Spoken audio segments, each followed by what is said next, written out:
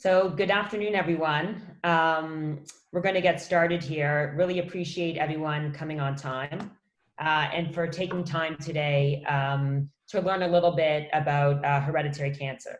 So, to formally kick off, welcome to the Sema4 network. We're really happy to have you here. As I think you all know, today we're really going to be talking about assessing the need for and effectively implementing a care delivery process for hereditary cancer. I'm Michelle Zimmerman. I lead Sema4's oncology business called Sema4 Signal, where we're really focused on partnering with clinicians and patients to support early identification of individuals with cancer, supporting affected cancer patients through treatment, and supporting the monitoring of patients over time. I will be the moderator for today's webinar and discussion. And maybe just let me hit on a few ground rules before we kick off with the panelists who you're really here to listen to. So the webcast will be 30 minutes, and then we'll have 15 minutes for Q&A. Everyone will be muted throughout the webinar, but if you look at the bottom right-hand side of your screen, there's a Q&A little chat function, and you can sort of put in your questions, and when we hit up the Q&A at the end, I'll be looking at that to help facilitate. The webinar will be reposted and recorded, so you can find it online if you have any other questions or you want to review it again. And you should all, of course, feel free to share it with your colleagues. And then finally, at the end, we'll probably be sending you some questions, probably less than 1 or 2 minutes. If you could share your feedback on what you found helpful or other areas you'd like to discuss. I think one of the things that we learned as we were preparing for this panel is that there's actually a lot of content to discuss around this topic, not just the underlying education and understanding of the changing guidelines, but a lot of work on the implementation. And so happy to sort of bring back other topics in this area if it's going to be useful to you and your colleagues. So with all that in mind, let's get started. So I'm joined today by a few very accomplished clinicians, and we're just going to let each person introduce themselves. So let's start with Dr. Matthew Lederman, who's a reproductive endocrinologist with RMA in New York. Dr. Lederman, do you want to say a few words about yourself? Well, thank you very much for that kind introduction. So once again, I'm a fertility specialist that's part of the RMA New York team, and I see patients both in our Manhattan office and our White Plains office. But personally, I am the husband of a BRCA2 carrier. And because of what I do for a living and my personal situation, I've become very involved in the hereditary cancer community, trying to get out there when someone has, whether it's a BRCA gene, linked or any other hereditary genetic predisposition to cancer, how that affects when it comes to building and planning a family. Great, and next we have Dr. Elizabeth Etkin Kramer, who's an OBGYN, but also an associate at FIU Herbert Wytham College of Medicine. Dr. Etkin Kramer, can you share a bit about your background for the group? Sure. Thanks, Michelle. Thank you also to Sema4 for including us in this extraordinarily important conversation. My name is Liz Etkin Kramer, and I'm a gynecologist. I've been in practice since the early 1990s, and I'm a huge believer in individualized breast and ovarian cancer risk assessment. And part of this risk assessment is understanding genetic testing for hereditary cancer susceptibility genes. This has been incorporated in my conversation with my patients on a daily basis. And I've also taught risk assessment, including genetic testing and genetic assessment to healthcare providers and residents and medical students. So this is right up my alley. This is what I truly believe in. Excellent. Thanks, Dr. Etkin Kramer. And finally, Jill, APNG, president and founder of GeneScreen and the chief medical officer of Synergenomics. Jill, can you please tell us a bit about yourself for the group? Oh, I think you're on mute. Yeah. Sorry. Thank you, Michelle. Good afternoon, everyone. My background is I am a OBGYN, actually nurse practitioner, and I worked in the fertility space as a nurse practitioner as well. and went back to get my degree in genetics, determining the need and the demand for genetic counseling, as we found it's become quite a specialty. And we also, I've identified during that time the need for the patients to be able to get better access to screening, better access to care, and for testing. And so created a company called Gene Screen Counseling, which was a remote counseling company just to provide that access to genetic counseling, and also to enable the providers to collaborate with their care and also have access to that counseling as well. Awesome. So hopefully you can see we've got a pretty diverse and knowledgeable set of experts here. And what we're going to go through in the next 30 minutes is really to help you understand a little bit about hereditary cancer syndromes and panels, how folks like Dr. Etkin Kramer have implemented this, and learn a little bit about the impact on patient care, but also how it links directly to reproductive choices, how it could inform on specific IVF protocols, as well as giving women enough time to make reproductive planning decisions. So we'll kick it off with Jill. Jill, could you tell us a bit about just hereditary cancer syndromes generally, the role of panels, and your experience, given that you've had time in both the OBGYN space as well as the IVF or reproductive endocrinology space? Yeah, so I think, everybody's pretty familiar with BRCA1 and 2 and Lynch syndrome, which, was a big testing option for patients a long time ago. And so what I am excited about and excited to talk about today as we go along through this webinar is the progression of genetics and where we've landed. Now we've had more expanded testing. Before it was hereditary, a bit familial, maybe a bit sporadic. And we, used to give percentages across the board. We're now finding that, hereditary cancers are becoming more frequent, more common, and we're getting expanded panels, such as, the Sema4 panels that we're looking at now. They, went from up to universal panels that are 112, but you can also start to get into, tap into areas for, to help the providers such as GYNs, breast surgeons, primary care doctors, endocrinologists, in saying, well, here we can give panels to you that might benefit your patients a little more specifically, such as high prevalence panels, Ashkenazi Jewish panels, NCCN breast guidelines panels. So, we're touching on a lot of different cancers now, mainly prostate and pancreatic being two of the big newer NCCN guidelines that we've followed as the biggest differentiator that we've seen. As we all know, it's developing red flags to make sure patients are appropriate for testing, and that can be sometimes really hard to identify. We've always said young, multiple, and rare. Those are the three things that we've always looked at as candidates for this type of testing. With that, we've expanded. Some of the biggest differentiators are now, without limited testing, we've now looked into more updating panel testing to include, because of the prevalence of prostate and pancreatic and some of these crossover mutations where we're seeing some of these mutations having both implications for different cancers.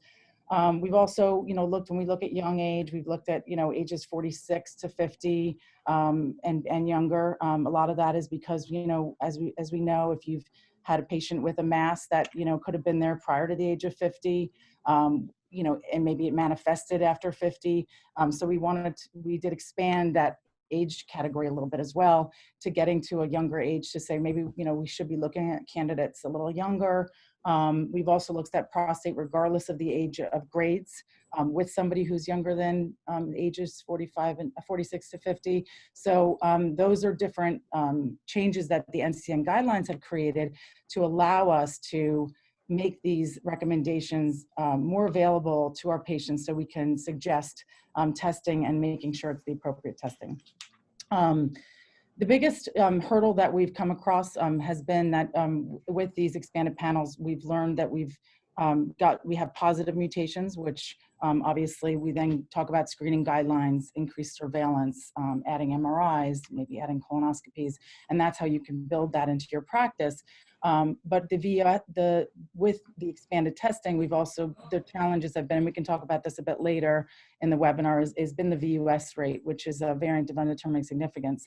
And so while we don't take action on those, we are looking at these as more change in the genes, waiting to see if they're pathogenic or benign.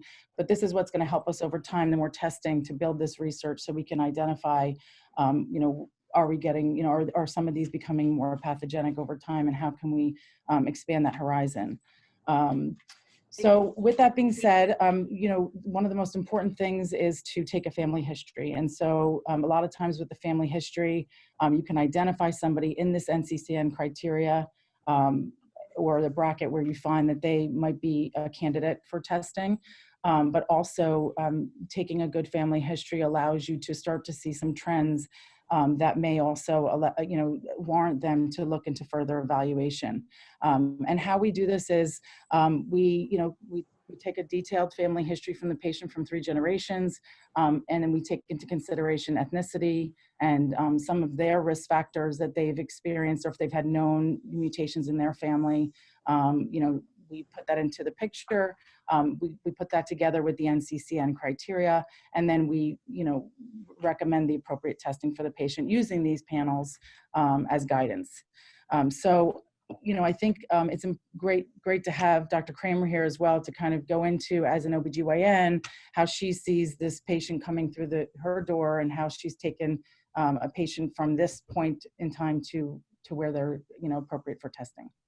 Yeah, no, Jill, I think that's great. So just to, we talked about the movement to bigger panels, that we're constantly learning. And part of the trade-off of learning is variants of unknown significance and how to manage that. And we'll get back to that at the end of the webinar. But that there's criteria and not everybody is a candidate. And so there's work to be done around identification. And so, Dr. Etkin Kramer, as Jill suggested, it would be great to hear from you about what you've been able to do in your practice over many, many years, how you've implemented it, and how it's actually impacted your patients. Because I think it's always important to remember that this is meaningfully important, as it can actually save people's lives and it can help their families. So definitely want to bring some of those examples to the group. Thanks. And it's very interesting when we talk about panels, because the NCCN criteria now talks a little bit more about panel testing, and we're going to get more VUS, as Jill said, because we have different ethnic and ancestry backgrounds. So these haven't been explored as well as they could have been, and they'll eventually reclassify them as something pertinent or not pertinent.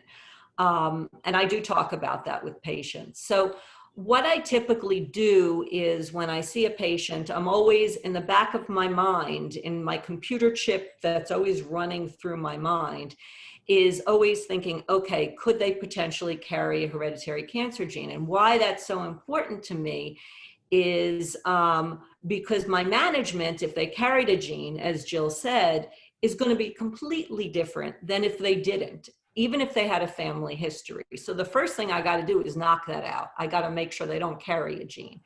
And when I say gene, I mean a genetic mutation on these genes. So what I do is, like Jill said, is I do get a very good history, and it takes about a minute and a half. It really is rather quick. And I go through the different cancers, and I pause and I say, okay, breast, ovarian, those I know most people know about, and ovarian should have a universal screening, although the studies haven't shown that we're up to there yet. But I also go through pancreatic and, as Jill said, prostate cancer. And this is when I usually get a funny look from a patient, why is prostate relevant to me? And I try to explain to them, it's not so much that it's relevant from the prostate standpoint. I explain that it's relevant whether or not they carry a hereditary cancer gene mutation that can influence their risk of breast and ovarian cancer. And then I go through ancestry or ethnicity, and I ask if anybody in the family is of Ashkenazi Jewish ancestry. And most men and women in the United States that are Jewish are of Ashkenazi Jewish ancestry. It means Eastern European ancestry, because 1 in 40 Ashkenazi Jews will carry a hereditary genetic mutation, and most of them don't have a family history. So it's hugely impactful, even without a family history. And it's now NCCN guidelines to check if there is 1 of 4 Ashkenazi Jewish grandparents. So that's hugely important to my patient population. One of the things we noticed when we did studies in the past is that people would say, well, how does this affect me? Why is this important as a gynecologist or a women's healthcare provider? And there's a lot of data to suggest that we're missing these patients. So in 2017, there was an article published in the Green Journal, which is the OBGYN Bible, so to speak. And it talked about women who go through a gynecologist's office, and about 24% of those women are eligible for screening for cancer susceptibility genes, meaning they hit criteria according to NCCN guidelines. And that's huge. So 24% of these people should have been tested. And so we need to be a little bit more aware of these patients coming through our offices. One of my experiences in terms of testing patients, and I've done this for about 15 years now, doing genetic testing as a means of risk assessment, at least making sure that they don't carry a cancer susceptibility gene. Then I can put them into my tyroacusic or my Gale model to determine if they need additional medicines or procedures such as MRIs to identify cancer earlier. One of my patients was tested just on the basis of being Ashkenazi Jewish. She was 54 at the time, and she was found to carry a BRCA2 mutation, no family history, and we did our risk reduction bilateral salpingo-oophorectomy, and lo and behold, everything looked beautiful, but the final pathology found an early tubal cancer that was starting to invade. So her life was really saved by her knowledge of carrying a BRCA mutation. And I want to reiterate that we manage these patients differently. If for breast cancer, for example, in focusing on just BRCA is one of the many in the panel, we increase surveillance. We can talk about going on meds if you're a BRCA2 carrier. But one of the things about ovarian cancer is there's no screening for ovarian cancer. We have nothing. And up to 25% of ovarian cancers are associated with one of these genes on the panel. So a cancer that we can't screen for is associated with a genetic mutation that we can screen for. And that should totally blow everyone's mind, because I've been doing this for so many years, and we've been talking about what can we do to diagnose ovarian cancer early, and we have nothing, but at least we have this as a means of understanding our patients' risks. And we do talk about how it affects the next generation and how important it is in terms of reproductive choices. Matt, I'd love to hear what you have to say about that in your experience. Well, I think what we've been highlighting here is, identifying, these patients who are at risk, and whenever I see a new patient, a couple in the office, once again, part of the history, you're taking a family history and looking for any clusters of suggestive of hereditary cancer. And, whenever something comes up, there's a red flag, there's a cluster of a few cancers, we always talk about the option of going for an evaluation with a cancer geneticist to undergo hereditary cancer testing. And unfortunately, at that point, most of those patients, when I'm seeing them in the office, they turn me down because their main thing is, I want to get pregnant. I want to get pregnant as soon as possible. And so most of them say, I'll address that. Maybe in the future, I'll look into it. But if I went that route, that's more time, more stress, longer time to pregnancy. All I want to do is get pregnant, so they kind of ignore it. So the key is trying to identify before, coming in. Identify that with the primary doctor, with the OB/GYN, patients at risk who would warrant, screening, and, because that affects not only, what risk reducing options they have in surveillance, but also when it comes to, building and planning, a family. And what I've been trying to get out there in, the community is when someone gets diagnosed with, whether it's BRCA, Lynch, any hereditary predisposition to cancer, when they see the geneticist, and they're often referred to, say, for BRCA, a breast surgeon, to an oncologist, they also should meet with a fertility counselor to talk about how having that specific gene, that mutation, affects building and planning one's family. And when I talk to a lot of people about that, they look at me, why is that? Well, it affects how a lot of women or men go about the process, and the reason for that is they have options to preserve the ability to have children in the future, depending on the current situation. So, things that may affect the ability, when it comes to family building includes whether or not they're single or married, how big of a family they have, whether or not they plan to undergo a risk-reducing surgery to remove the fallopian tubes and ovaries prior to either starting or completing a family. Because women don't need ovaries or tubes to carry pregnancy, they can take hormones. Also, for 50% of children who born to a woman, a couple with a hereditary cancer predisposition will inherit the gene. So these couples have the option of doing IVF when you test the embryo to see if it carries the genetic mutation, and then transfer an embryo that's unaffected, therefore ending the cycle. So that also influences these couples' decisions when it comes to building and planning a family. There are also some studies that suggest when it comes to BRCA, it's more BRCA1 than BRCA2. Sorry, my light shut off in my office. So there are some studies that suggest that women with a BRCA mutation may have low ovarian reserve, so a reduced fertility potential compared to non-BRCA carriers, and therefore may not do as well when it comes to IVF or fertility treatments. Get fewer eggs, get fewer embryos, or have lower fertility markers such as AMH, which is a blood test for fertility potential. So these various factors that may influence their ultimate decision when it comes to building and planning a family. And these women have the option of freezing eggs, freezing embryos.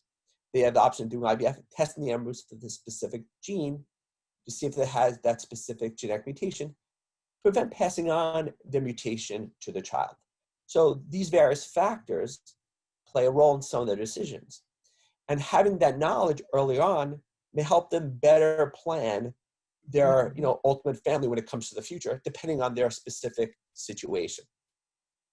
And I can't emphasize enough how age plays a role when it comes to success of fertility treatment.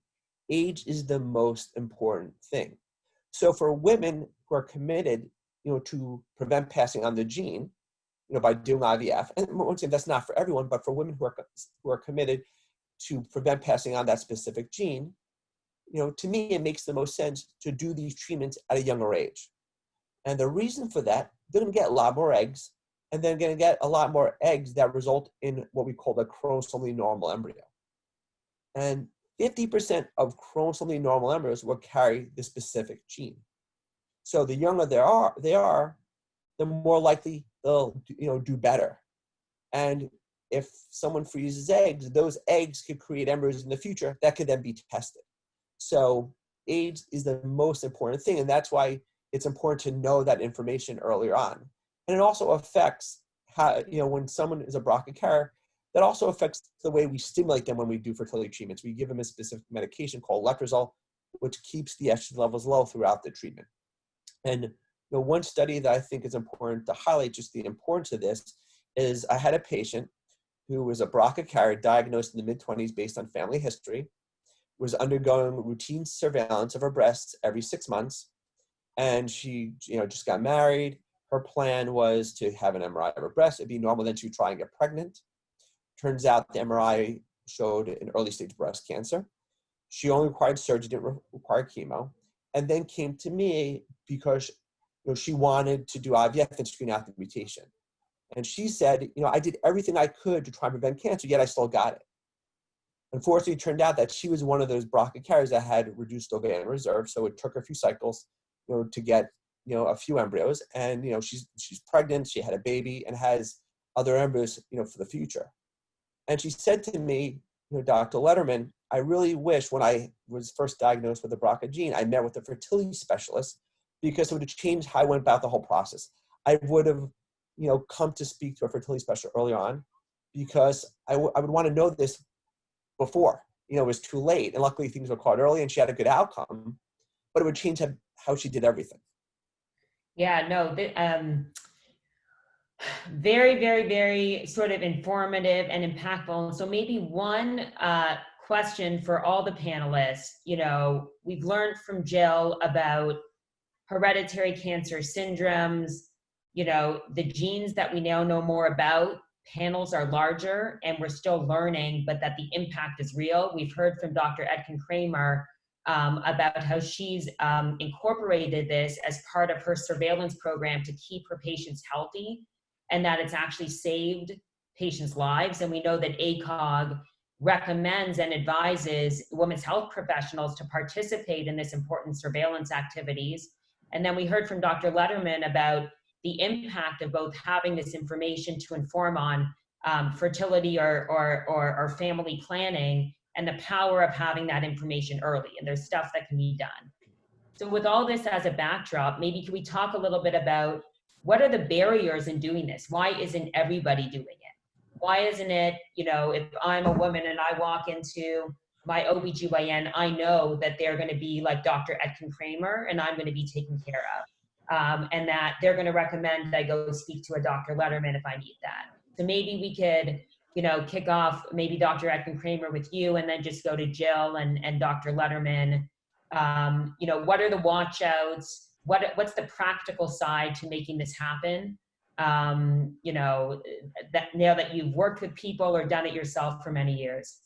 So I think that's a really good point. An American College of OBGYN is working on making sure that all of the gynecologists that are fellows and are aware of this and can put this into their routine healthcare package, that when we talk to patients, this should be as part of the package, and this conversation should be had. And ideally, you want to do it at a young age. You want to be doing this and having this knowledge around age 25 or so, just as Matthew said, because you want to be able to deal with potentially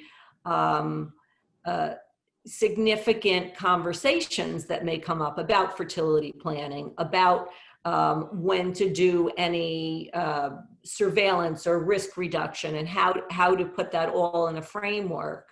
And so we're definitely looking forward to improving that space with OBGYN so that everybody is comfortable. But it's really not, I joke about it, it's not a difficult, it's a difficult conversation, but it's not difficult to implement and in your practice. And as we said, it's hugely impactful, and it's essential, especially in today's world of personalized medicine. We can give patients additional information so that they're armed and keep them healthy.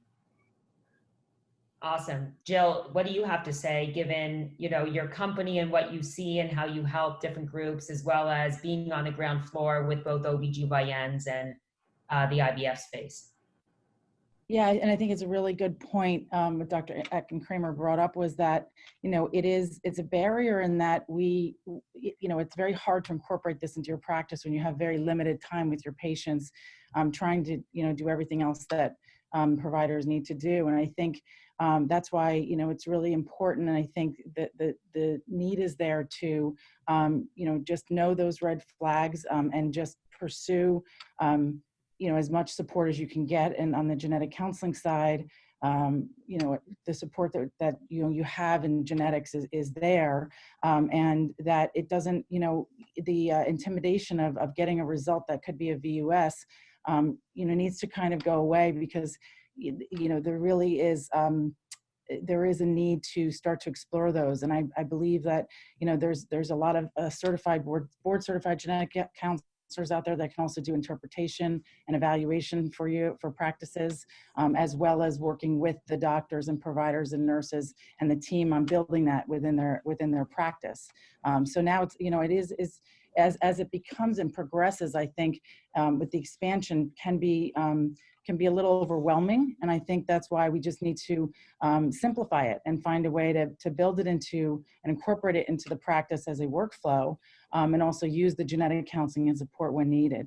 And just, a quick barrier sometimes can be that there are, being that ACOG does recommend cascade testing and family testing now on other members, that has become an ACOG recommendation. That can sometimes be difficult, because the patient could be a patient of the practice, but maybe their mother and father or sister, brother are not patients of that practice. And so that becomes quite a challenge to be able to have them all be tested. So it's important that, the message is communicated that you don't have to necessarily be there to test everybody, but make sure that their patients are informing and that there's an awareness, and that there are clinics out there, counselors out there, support out there for their family members to go out and get tested, and that we can make that available. And, again, as an incorporation of part of practice, just to build on the family screening, because that's going to become important over time, especially seeing some of these trends and these mutations. And Dr. Lederman, anything you want to add before we get to some of the Q&A coming through? I think, the important thing is just having the conversation. I think it starts with having the conversation. And once you have the conversation, nowadays it's becoming easier to implement, because we're using a lot more telehealth. So a lot of these patients can have virtual visits with geneticists. The costs have come down, for the testing. They could have the kits, sent to their home. So access is greatly improving. And then one thing that I want to highlight that Dr. Etkin Kramer said was personalized medicine. This is part of, you hear a lot in the media about personalized medicine. This is part of it.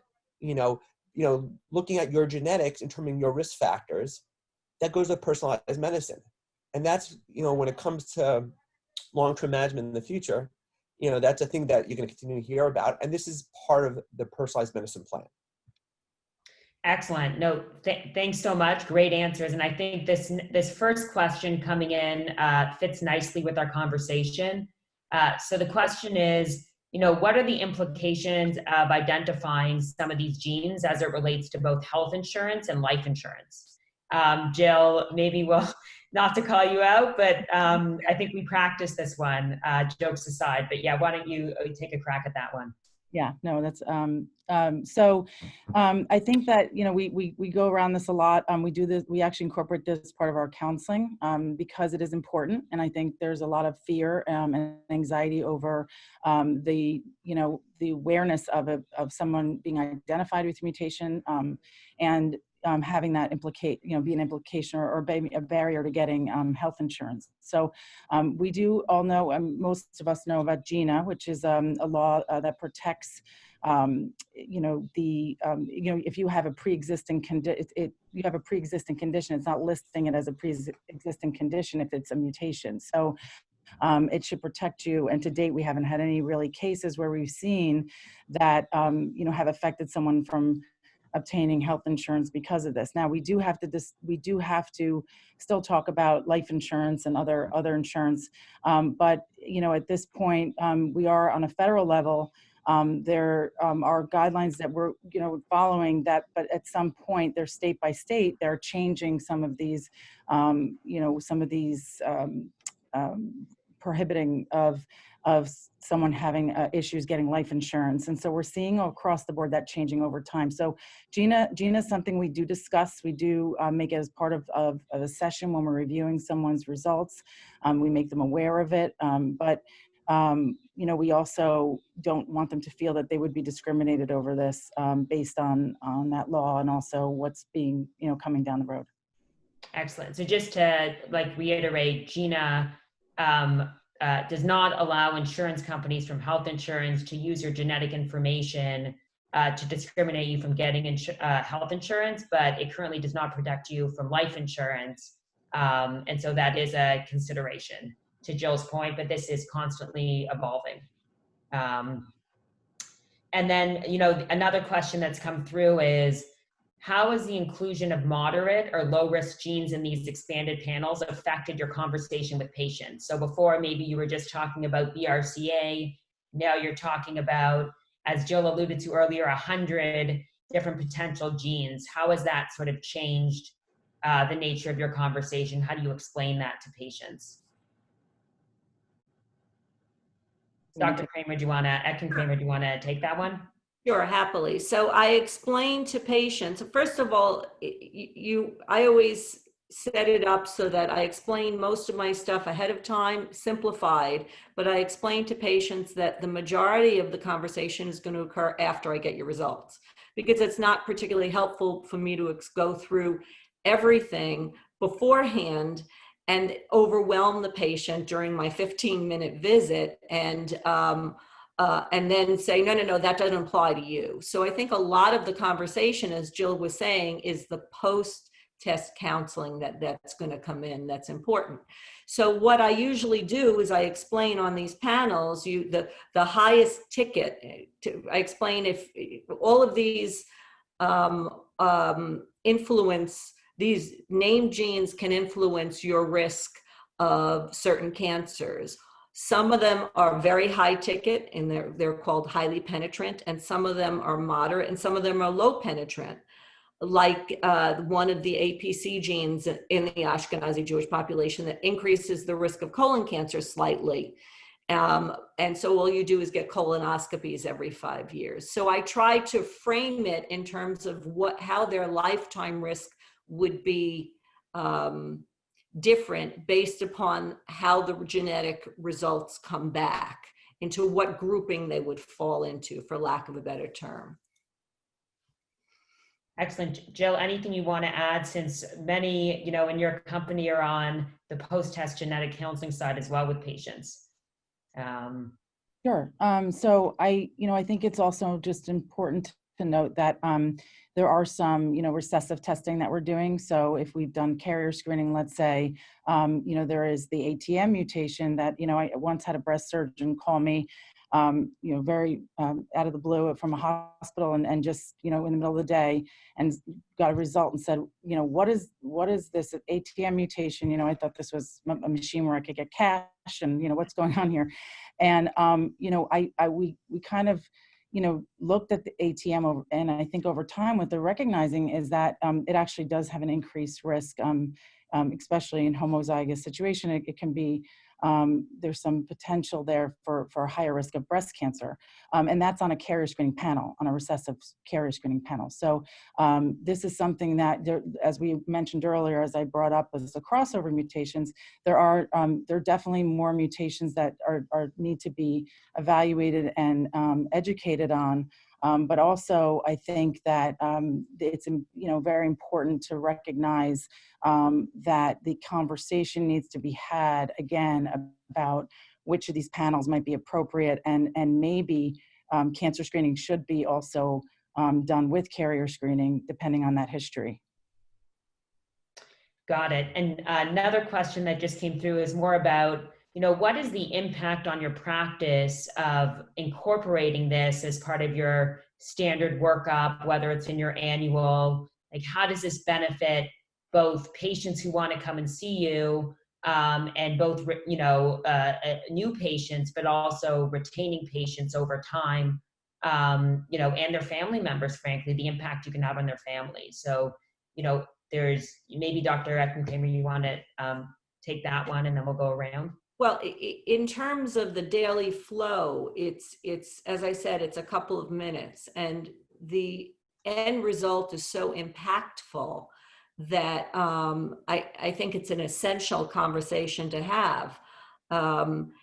If if a patient has it comes back carrying a cancer susceptibility gene mutation, we talk about how it influences them, and we talk about how it influences their family members and the importance of sharing with the family members. I often have family members that come see me, and it can be challenging. So I had one woman who had Lynch syndrome, had her surgery, but she didn't want her daughter to know, and I take care of the daughter too.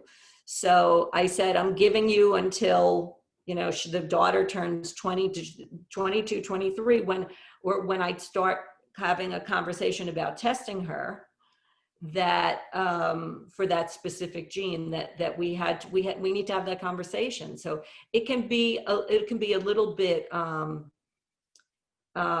interesting sometimes, but it doesn't make it any less important to have that conversation. Got it. And, you know, another one that just came in, and thinking about personalized medicine and how quickly we're learning and discovering the implications of genes. So, you know, hereditary cancer testing and prostate cancer was not a big discussion point a few years ago.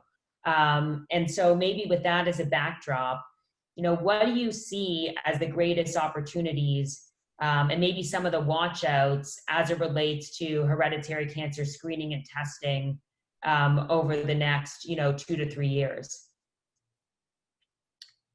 Maybe Dr. Lederman, do you want to, you know, jump in and share any thoughts, just thinking about whether it's wishes you have for what you hope women walking into your practice are informed on, or, you know, other areas that you think we should be watching out would be great. I think what we're going to start to see in the next few years is that the younger generation who are going to be tested now, because, you know, now that, you know, when someone's diagnosed with a breast cancer, prostate, pancreatic, you know, they're undergoing, you know, these hereditary cancer panels. So you have these men and women in the 40s, 50s, 60s, 70s who are, you know, may have cancer, they're tested, found out they're carrier. Now, what about their children? So now their children who are in the 20s, 30s, 40s, they're, you know, they have a 50% chance of inheriting their genes. So we're going to start seeing a lot of these pre-virus. So patients, men and women who have, you know, the specific genetic mutation who puts them at risk for cancer. And we need to have better programs in terms of monitoring long terms, in terms of surveillance, and creating, you know, systems, because it's not just one doctor. They need, you know, a multitude of doctors. So it's going to be these multi-specialty teams taking care of them, you know, and surveilling them.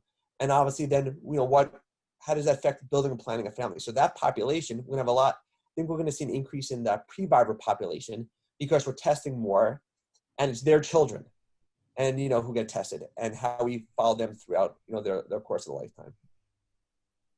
That could be its own medical specialty, you know, if you think about it, the healthy carriers. Well, yeah. I'd like to also add, we're also going to see, as Jill mentioned, the variants of unknown significance. We're going to see that go up, but we're going to do a better job in disparate populations that we haven't tested in the past. So, for example, in Florida, where I am, we know about a higher incidence in Ashkenazi Jews, but Bohemian women have a huge incidence of BRCA mutations if they actually have breast cancer.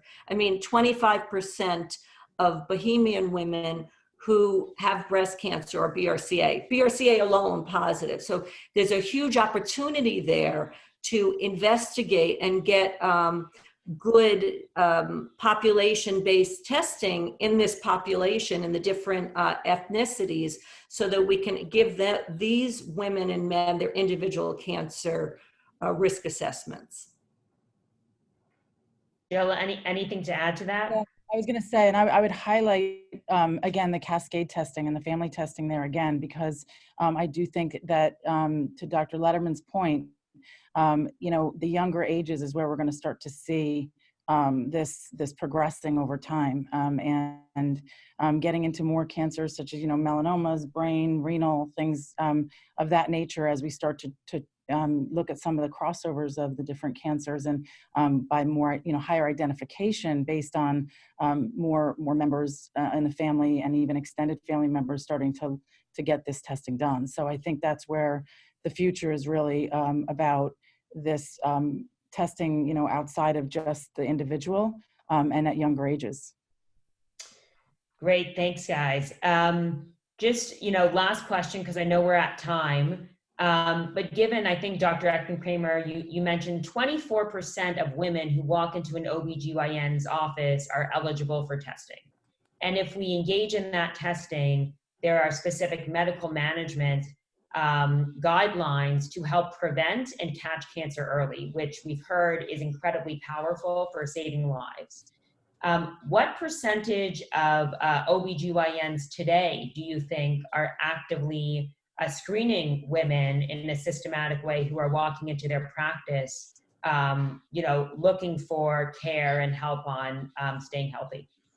So we're working on getting OBGYNs to be more comfortable and familiar with testing for cancer susceptibility genes. I think it's an ongoing conversation that we're having, and in part, again, we appreciate, as a gynecologist who has been doing this for many years, my comfort really comes into the fact that I've gotten the good support from the labs and the good support from the genetic counselors who know about this intricately. But it's a work in progress, but it's a wonderful opportunity for anybody who takes care of men and women, not only OBGYNs, but also primary care providers. And this will be, eventually everyone's going to be tested, regardless if they have a family history or an ethnicity. But until we get to the point, the comfort level of getting tested and then doing the personalized medicine, we have to focus on the high risk, the high ticket groups until then. But again, the beauty is that we have people like Jill, like the labs that have the genetic counselors on board to help guide us through this, so we're more comfortable incorporating this into our daily conversation. Got it. I mean, I know I said last question, but now a flurry of questions have come through, and we do have a lot of people. So I did not ask permission for the panelists, so I'm just going to go with it. Maybe we could hit up one or two of these pretty important questions and take a few more minutes. So if you want to stay on, please stay. If you have a hard stop, of course, this will all be recorded and will be available. But I think this one is really timely, especially because of COVID. And, a lot has gone virtual with telemedicine. And a lot of what you can do in hereditary cancer with respect to identifying patients and supporting patients outside the office can be enabled virtually. So, what are your thoughts on how this sort of risk assessment might change because we've moved to telemedicine, or because we have telemedicine to enable some of these supportive services? Maybe Jill, do you want to take this one? So actually, this is an interesting point, because we've always been remote as a genetic counseling company. We've been in telemedicine now since 2014. And I think that, just from that experience, I can speak to this, and that, we do feel that this is not hard to do. It's something that, having this conversation of family history and being able to do it over the phone or on a webcam, we found the value of the patients being able to understand what you're saying, really comprehend the message, and being able to do it at the comfort of their home actually works really well in genetics. The other piece of this is that we've also learned about how genetic testing can be simplified with a saliva kit. That's been a big play where we know that the patients don't necessarily have to drive an hour to the nearest hospital anymore, or go to their doctor and make an appointment and wait. They can actually just have a saliva kit mailed to their home. And as we know, blood is just as good as saliva in terms of the results, but obviously just getting enough specimen and having instructions on how to do that is something that's easy to share, again, remotely over the phone, something that patients can do very, very, easily and be able to put back in the FedEx box and get back to the lab. So in terms of testing and counseling, I think remotely is, really been a fairly, simple way of doing this. And I think that that the COVID should not impact this at all in any way, because we've been doing it. So I think it's kind of exciting actually to see where telemedicine has gone in this arena, and how we've been able to accommodate even with mobile phlebotomy, having in certain situations where patients can't travel too far. So we really done a lot in the past couple of years to sort of help that process, just in terms of making it simplified for the patient.